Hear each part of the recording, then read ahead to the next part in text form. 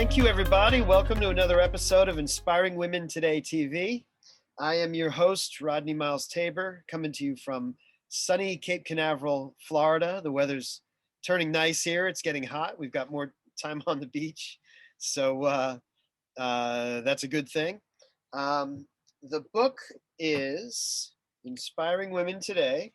There are 16 chapters in here, 16 true life stories by modern living women, and 17th if you include the foreword by New York Times bestselling author Chris Radish.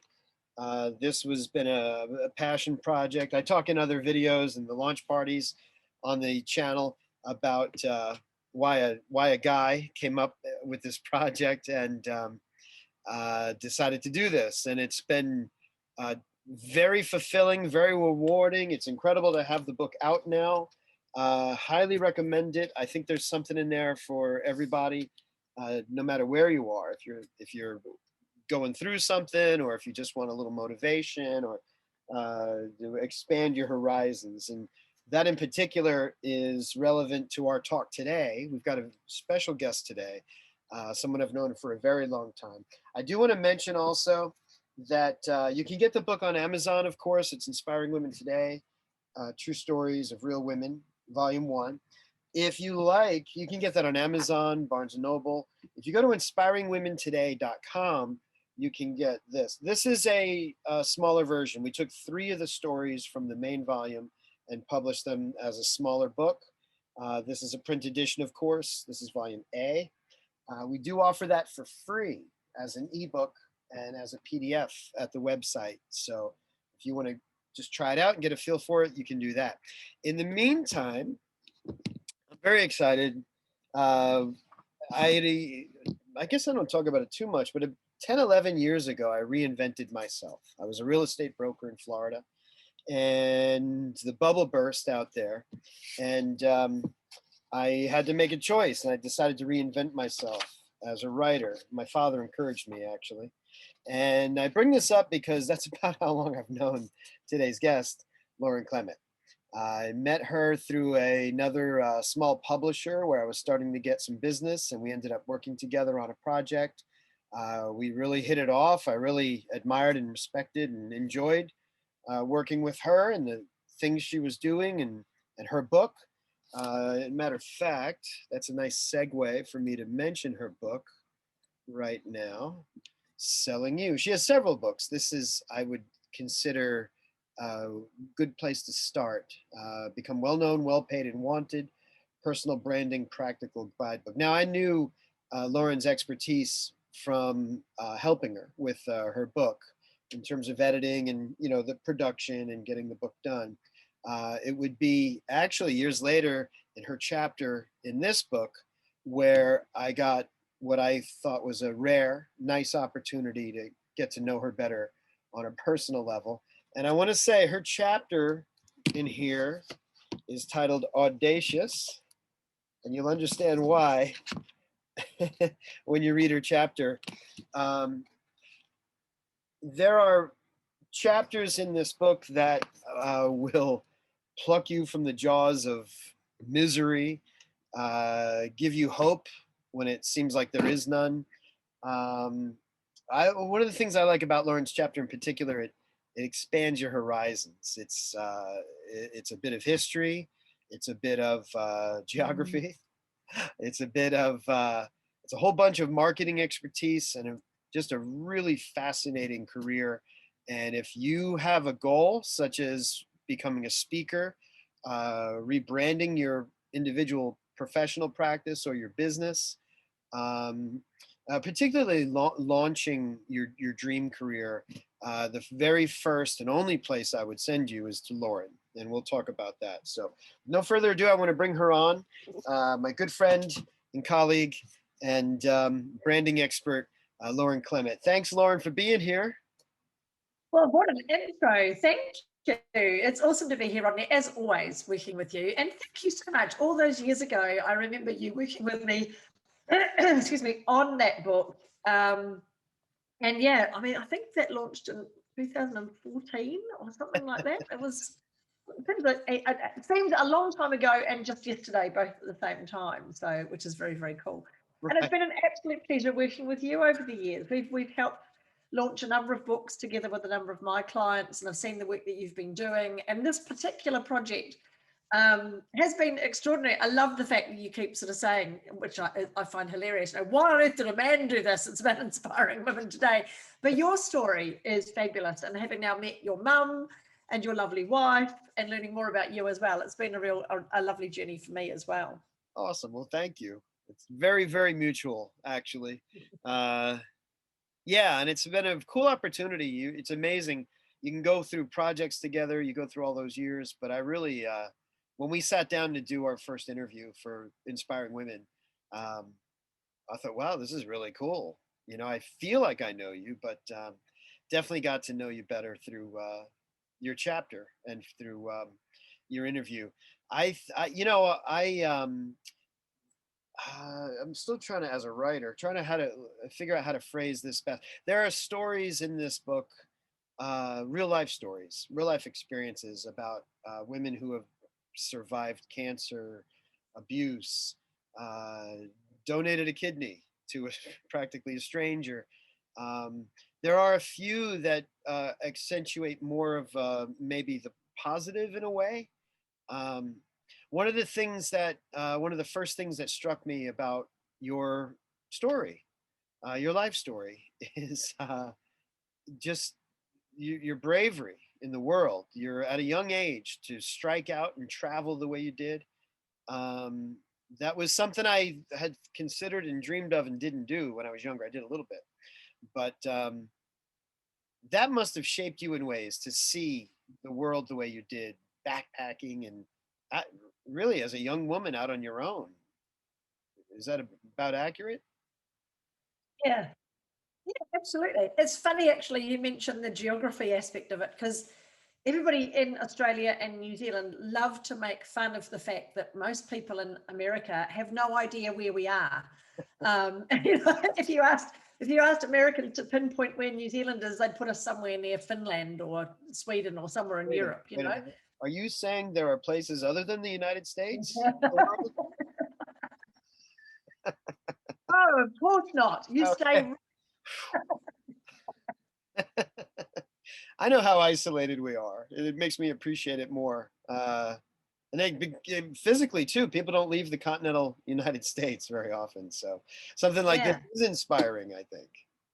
Yeah, I mean, I think it's a fact that I think 75, I don't know the actual percentage, it is a lot, but I believe the largest number of people who don't have passports are Americans. So yeah, there's a lot of that. We'll just stay right where we are. Thank you very much. So, which isn't, to be honest with you, it's not exclusive to America. I remember being in England, and it's a funny story. I don't know if I included it in the chapter now. I can't remember.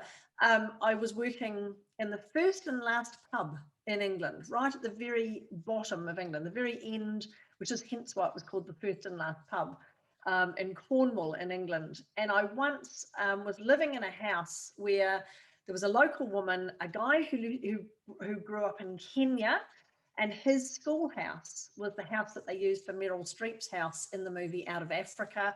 There was myself from New Zealand. There was somebody else from Australia. We sort of a very shared house with these people from all over the world.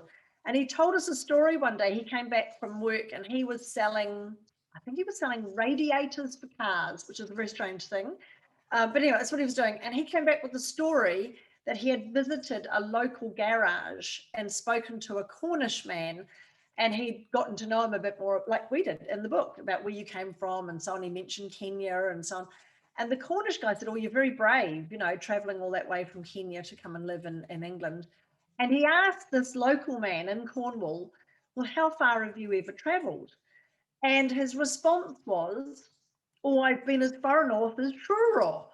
And Truro is a city right at the very top of Cornwall. He had never in his entire life even left his county.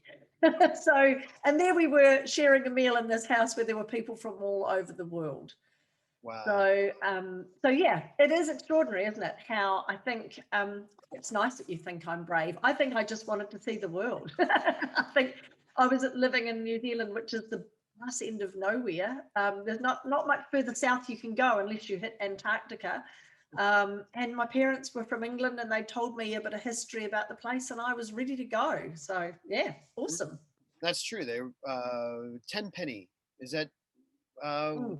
term? Yeah, £10 bombs. 10 pound. Yeah, absolutely. They were given a very limited amount of money. I think it was probably £10 to go from one side of the world to the other in the 60s. So this is well before normal average people could afford to jump on a plane and go back home again and travel, 12, that took them 3 months to get to New Zealand. And I asked my dad after we did the interview, Rodney, and we talked about why they settled in New Zealand. I did ask my dad, why did you choose New Zealand of all the places you could go? So these are a couple of young people. They've grown up. My mum and dad were born during the end of World War II, so they were aware of, poverty and not having any, making do, fixing things. There were bomb shelters in the back garden. They had gas masks when they were little children, and they, were aware of all that stuff going on. So they grew up in that sort of environment, and they were given the choice of 3 countries that they could possibly go to. And they looked at Canada, they looked at Australia, and they looked at New Zealand. And the reason why they chose New Zealand was my dad was a sailor, and he loved sailing. He taught Sea Scouts how to sail in the Poole Harbour, which is the second biggest natural harbour in the world, and the bottom of England, where Association, Girl Guides and Scouting Movement, Lady Baden-Powell and Lord Powell started it back then. And he used to sail in that harbour, and he fell in love with Auckland Harbour in New Zealand, and just loved the idea of moving to a place where he could sail. And so that's why they chose New Zealand, was for the sailing. So, and it's funny actually, only beginning of this year, they sailed the 70 something, no, it must be 100 and something. America's Cup was raced on Auckland's Harbour this year. So yeah, so sailing's been a big part of his life. And oddly enough, he never taught me how to sail in all those years, but I did end up, when I eventually did say, right, I'm out of here, I'm selling all my worldly possessions and I'm moving to the other side of the world, let's see what happens. I ended up sailing in Poole Harbour, on the very same harbour that he learnt to sail on, and I learnt to sail in the same harbour, and I then sailed in Europe, and I now sail today. So back in Australia, sailing's a big part of my life. I go out every Thursday and do race sailing. I'm normally on the bow of a big 54-foot racing yacht on a Sunday afternoon doing crazy things, and sailing's a big part of my life. So it's all come full circle. Wow, that's awesome. Yeah, and then you, well, for me, as a friend of yours, to then find out that there's some influence there from your parents. I know that I believe that even before formal education, one way parents would educate their kids is simply travel, and Yeah.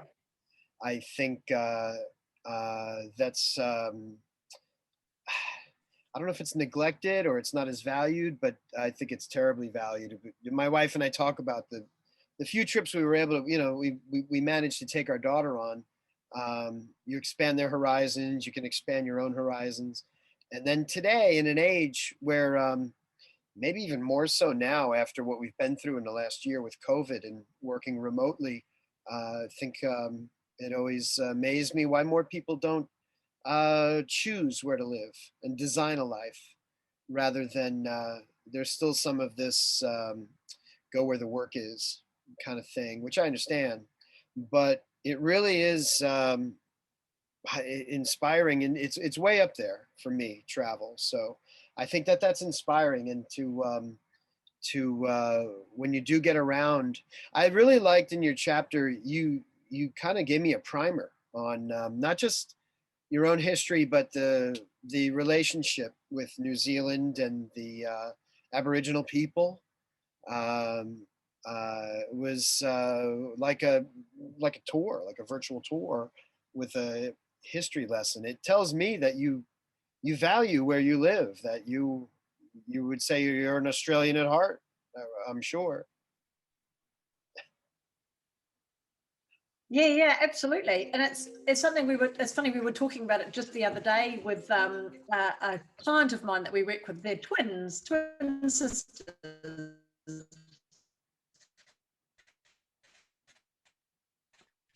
Both born in New Zealand, and she always will think of myself as a New Zealander. No matter where I live in the world, I spent most of my formative years in New Zealand.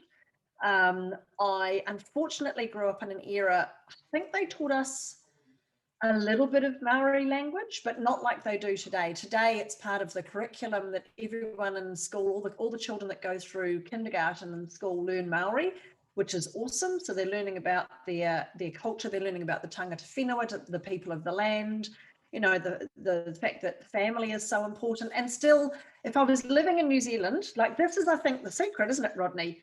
Is if I was living in New Zealand, I would probably be using more Maori in my language and in my culture than I am here in Australia. And it's the same if you lived in Mexico or you lived in Spain or you lived in America, there'd be more of the cultural, what would you call it, absorbing of what goes on, I guess, in where you live, and the culture itself and the language itself. You'd pick it up and it would become part of your vernacular.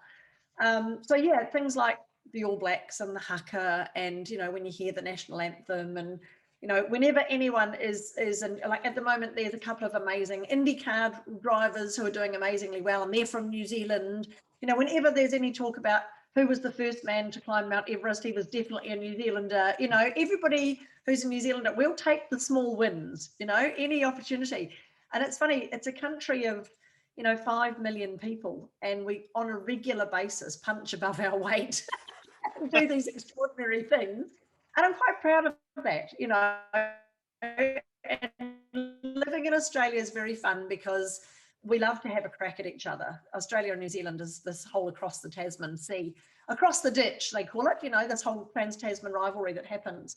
They want our Prime Minister at the moment. We don't really want theirs, so it's quite fun. But yeah, they claim, the Australians claim Phar Lap, they claim Crowded House, they claim Pavlova, they claim all these things that we know came from New Zealand.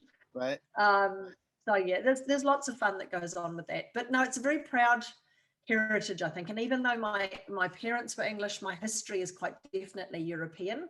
I will always identify as a Kiwi, as a New Zealander. And it's funny, actually, Rodney, there's another funny story. I remember, again, living in England, I used to sell, it's funny you came from a real estate background, because I used to sell pubs and clubs and hotels when I was in England. And that was a time where I did whatever job came around, I'd go for it. So I once sold lots of pubs and things. I didn't actually sell a lot because it was in the middle of a period of the economy where it was in the toilet, so it was really hard.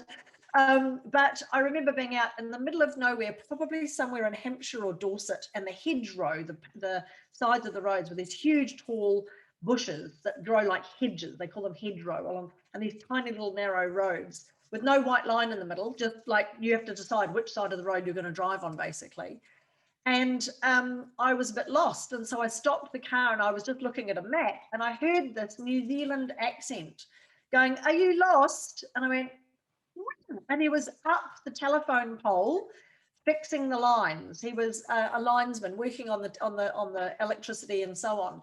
And I poked my head out the door and I went, "Pardon?" He went, "You lost?" And I said, "Yeah, I am." And he said, "Oh, you're from New Zealand." And before you know it, we had this whole conversation and probably knew each other from a past life. And you know, and he was up a telegraph pole in the middle of nowhere. So yeah, you seriously, New Zealanders and Australians, I think, are probably the most well-travelled in the world. And there's very few places you can go and not run into one of them. You'll find them in all sorts of places. Yeah, that's true. Now that I think about it, actually, I have met my share of Australians here. You know, throughout my life too. Well, Yeah. that's there's so much right under your feet. Um, as a history buff and as a bibliophile, I even in Melbourne, Florida, here, found out there's a whole history around 100 years ago of now it's not well known because all the buildings were wood, and every year everything burns down basically. So there's only one surviving building from that period, but these little there's a series, they're really brilliant, these little picture books. They're kind of sepia tone books with images, and they go into the history like that. So I would encourage anybody to find out about the dirt you stand upon.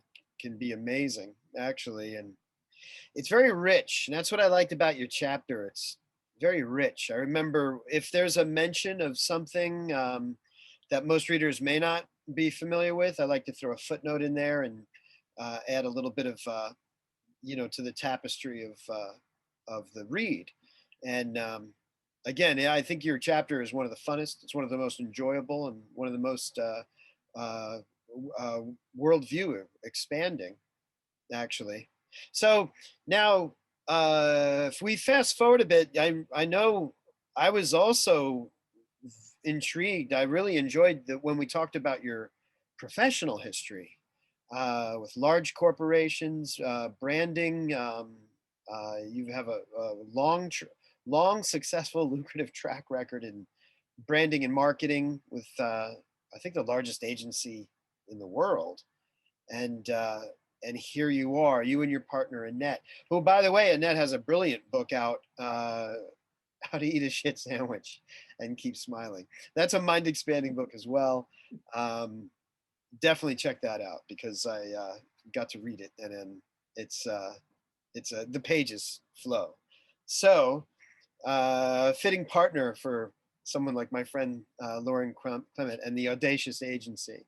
When you now someone most of your clients who find you, who come to you, end up knocking on your door, do you find that they're striking out on a speaking career, or I think it's similar with books. Someone gets to a point where they're ready to scale, or they're ready to uh, really make a dream come true in a professional sense. Very often a book is the catalyst for that, and I think that's why we've worked together on some of these projects. um, and I think no one does a more diligent, honest, um, sincere job on branding somebody, on consulting with them, and getting them to where they want to be. Do most of the people come to you in a where they want to become speakers or authors, or is there any particular common situation? I think the biggest commonality between the people that approach Annette and myself for help are the ones who have probably dipped their toe in that. So they might have written a book, or they've thought about writing a book, or they've at least started writing a book, or they've started doing speaking, but it's unpaid, or it's, and the big thing they all want is they want to have a profile. They want to create more impact. They want to influence more people. They want to be seen as a leader. They want to change the world in some way. They want to have some positive outcome. And it's interesting. I've been reviewing my history because I'm writing my next book, Rodney, which you'll know all about shortly, so don't panic. And one of the things that I talk about in that is that when I was a teenager, I studied the Japanese language. And I loved the language. I quite liked the painting because I was very artistic. So I'm dyslexic, so the English side of things is no good, but the characters and so on were fantastic. And something that the Japanese talk about all the time is something called ikigai. And ikigai basically means a blend of doing for life what you naturally feel good at. So finding your thing that brings you joy, that makes you feel fulfilled, that gives you purpose, and earning a living from that. So it really is a question of how do you go about in your life figuring that out so that you are living on purpose and you are having meaning in your life and so on. And a lot of people that come to us have got to that point where I just love what I do, but because I'm not well known enough, because I don't have a profile, it's not earning me enough income for me to do that full time. I'm having to do these other things, or I'm playing small, or, I've thought about writing a book, but I haven't done it yet because I'm just a bit worried about what people think of me.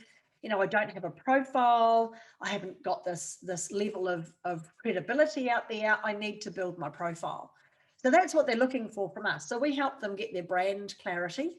So exactly how to package that, who exactly is their audience, because the trouble is when you are trying to influence without knowing what you're doing, you do tend to, there's a saying in New Zealand, you're trying to help every Mary in the dairy. Yeah. And you spread yourself so thin, and you're just trying to get and you're saying yes to everything, and it's so confusing and so exhausting. And they end up doing what I call WOFTAM, WOFTAM, which stands for waste of fucking time and money. So, you know, it's just, they've got to get over that fear of missing out, desire to help every single person they meet, and focus on what their thing is, their ikigai. What is the thing that I love doing with a passion? What do I naturally do really, really well? And how can I get that out there? So is it about writing books? Is it about speaking? How do I raise my profile? How do I get in the media? How do I get interviewed on podcasts? And so we basically give them a strategy to do that and build their platform so that they can create multiple streams of income, be it as a speaker or an author or a coach or a mentor or a leader or however they want to be seen. And they can slice and dice their time so that if you want to spend a one-to-one with them, you're paying top dollar. But if you just want to learn from them and get some ideas and so on, you go and grab their book for $30 or $40 or $50. So we try and build a brand platform for people to really build their profile. But I wanted to touch really briefly on something because it makes real sense, Rodney, with what you said before. My chapter in the book is really positive because I'm very, very fortunate. I've never really had any massive trauma in my life. I haven't been abused, thank God. I've had a fabulous family life. I've had an amazing, Christian family upbringing. We were very independent. We got to live in the country and do amazing things. I would never had anyone, we've had some horrible people in our lives. I mean, hello, apparently there's 9 really awful people in the world. There's only 9 of them. They just travel around a lot. So, so we're all going to get them in our lives, but I've never really had that traumatic experience. And I've always been a positive thinker. And I talked a lot just last night about the power of positive thinking, especially as we age. And we've become very lonely and maybe potentially on our own as we age. That power of positive thinking is so important. And I think that's probably the thing that most people come to Annette and I for. They love our energy. They love our positivity. They love the fact that we give them the confidence to launch themselves into a market and basically expose themselves. You know what it's like? You get this with authors, I'm sure, Rodney. When you launch a book, it's like giving birth. It's like, here's my little baby, here's my life, and I'm going to let that out into the world, and it could potentially get ripped to shreds. It could.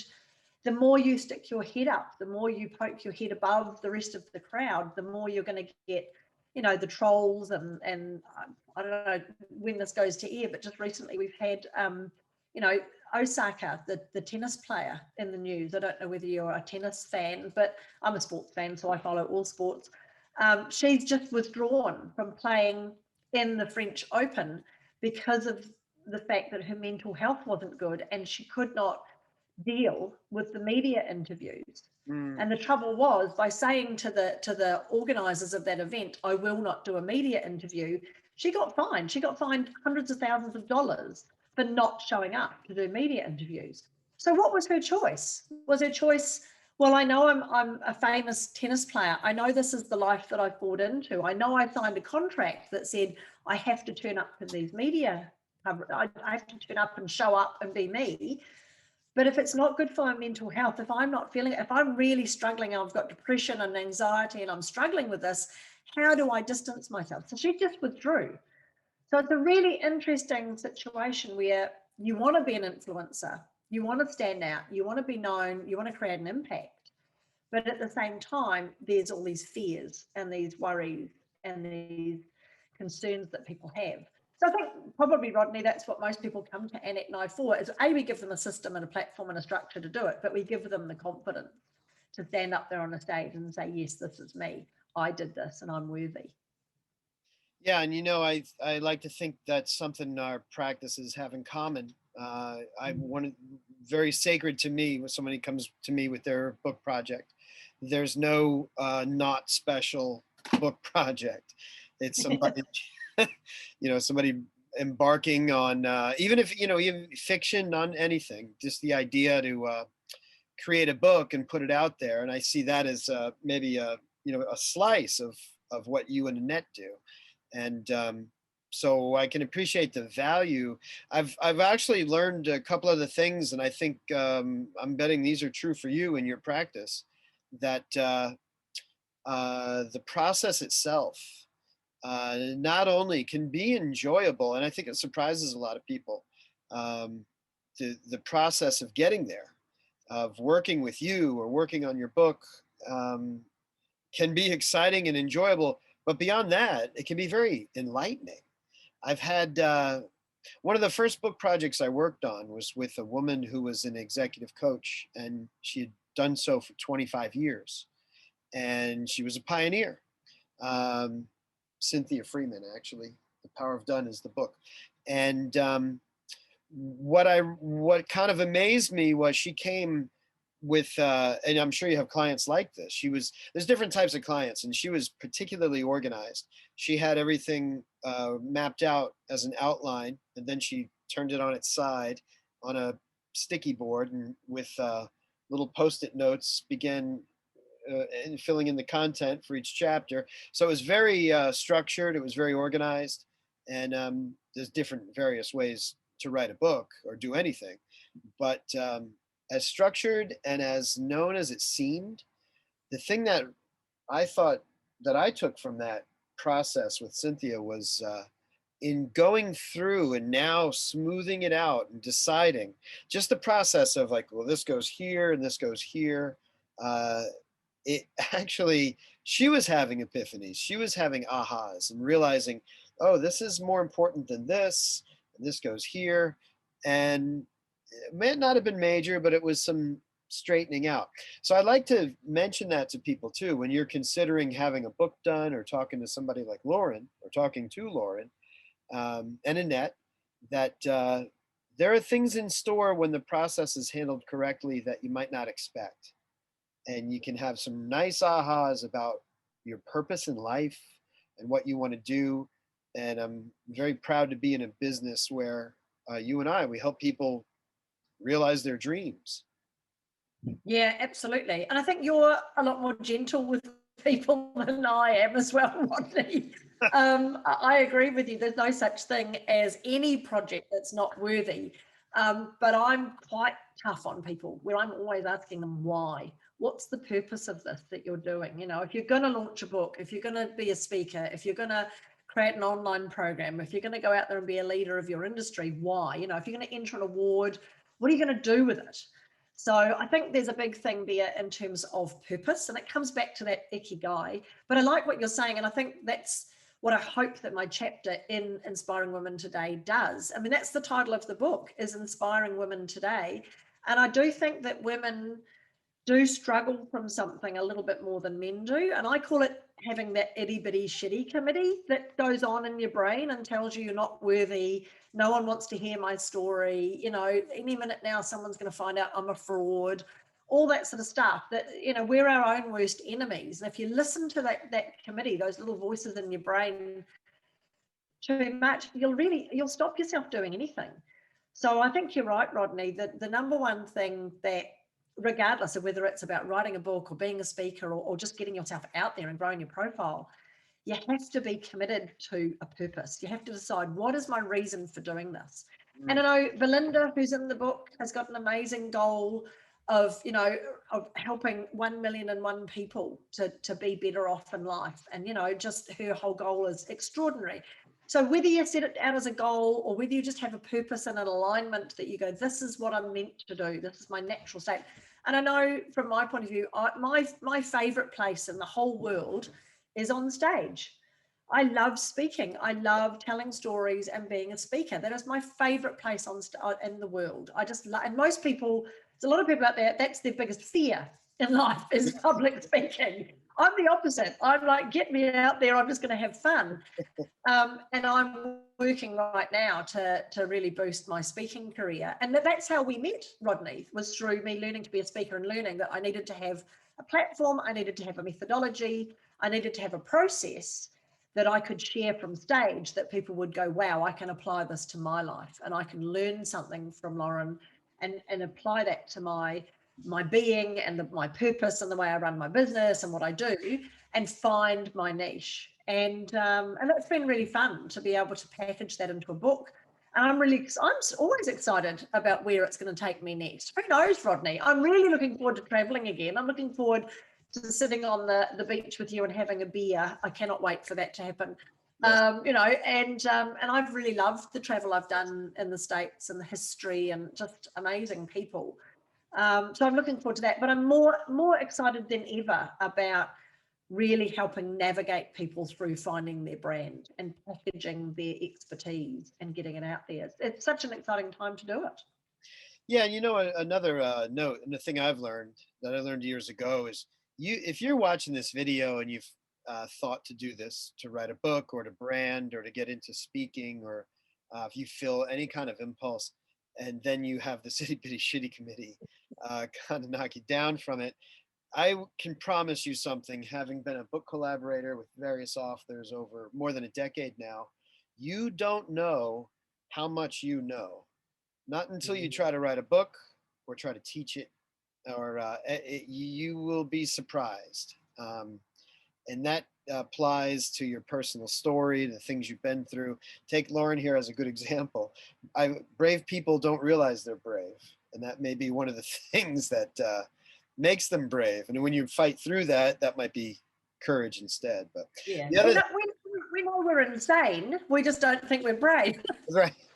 That's right. And then the other thing, I think maybe if you take one thing from watching this episode, is it works. It works. Lauren and I can tell you, we've met amazing people who consult on professional, on how to start a business from scratch, like Amanda, uh, how to not only survive brain cancer, like Luke, we worked with, but then become a force in the world, letting other people know it's survivable and here's what I did.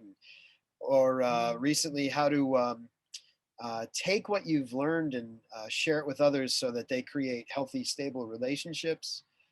You have something to contribute, and you are usually underestimating it. If I'm talking to the viewers, the listeners, but I found that to be very true. I'm sure you have as well.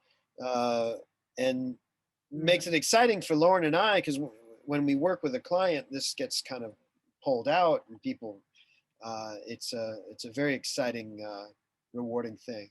Well, let me. I want to share your website. I want to share how people can reach you. Um, my only regret is we didn't meet sooner, and and COVID stopped us. COVID happened when we were due to catch up together again, which is delayed it. For the audience, we played with the idea of meeting in New York City for the Stevie Awards. Then we talked about meeting in Vegas, and then we were talking about meeting in Florida, and COVID stopped all that. So we'll make up. Yep. We'll make up for that, I'm sure. But it's going to be one hell of a party when we do eventually manage to do it. Yes. It'll be awesome. It'll be a nationwide tour, so that'll be awesome. It could be. We've subject matter to talk about. So again, here's the book. I want to show you her website. This is theaudaciousagency.com. Definitely find Lauren. There's a whole specific service here for becoming an author. Now you may wonder, well, if he's a book collaborator, why is he showing me Lauren's book services? There is a difference. My service is sort of a service within this service, because without the branding and the clarity and some of the other things that Lauren, it's well above and beyond simply the process of creating a book. There's a free speaker media kit here available at the About Lauren page on this site. So again, that's theaudaciousagency.com. As I get better, I will put the link in the comments and make it easy for people to reach. And again, the book, a great way to start off is with Selling You by Lauren Clemett, your personal branding guidebook. It's available on Amazon. So amazing, awesome. Lauren, is there anything before we end off, anything you'd like to add? Or I really do think you and your chapter are incredibly inspiring, and I'm grateful once again that you are in this book. And Lauren was a driving force behind the project too. There are a few women involved in this project that really made a significant difference, and Lauren is right there.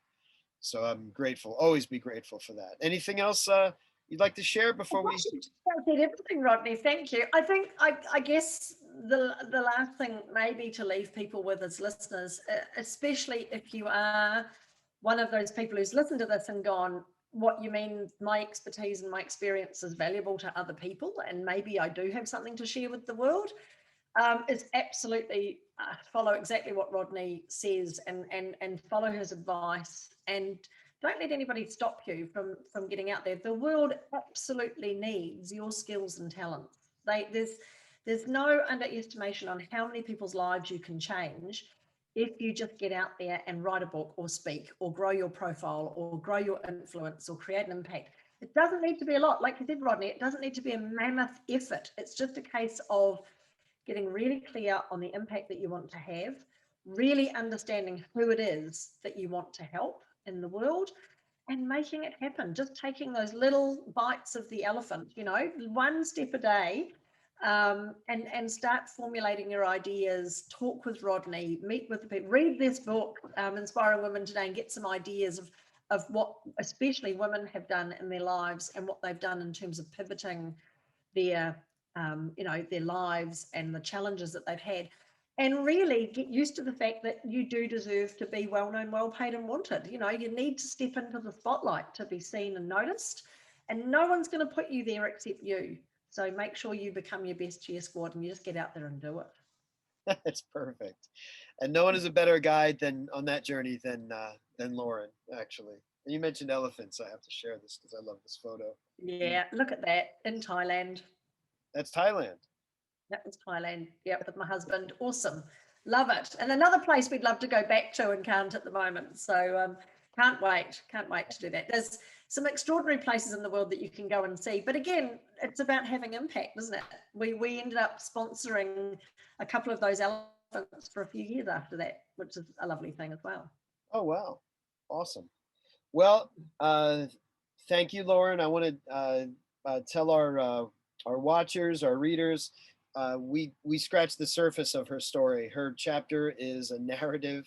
Her chapter is a journey. It's an adventure. That's a good way to put it. Your life is an adventure, Lauren, if I say so. And we start early and go through her traveling as a youth, go through her professional experience, all to arrive in a very nice place, I would say, where she is now, with the ability to not only share this with others, but to make it so that you can do that. And if you have a dream you've been sitting on, this book will help, and nothing will help more than Lauren and her partner Annette at the Audacious agency. So check them out. All right, Lauren, thanks so much. You're welcome, Rodney. It's been awesome to catch up with you again. Love spending time with you. Thank you for having me on.